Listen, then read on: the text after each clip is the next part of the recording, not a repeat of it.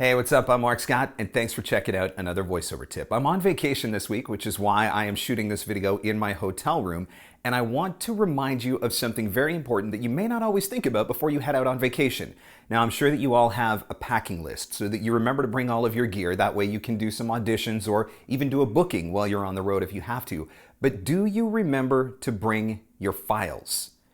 Last week, I did a voiceover job before I left for vacation, and I sent the audio to my client.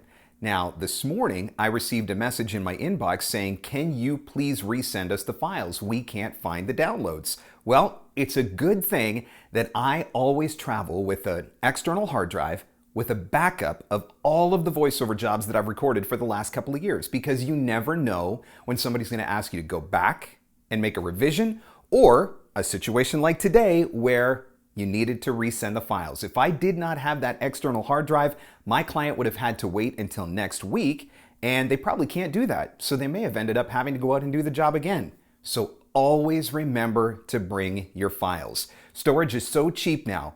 A simple USB hard drive, an external hard drive that you can download everything to, throw it into your suitcase, and that way, if you ever end up in a situation like I was in today, you're good to go.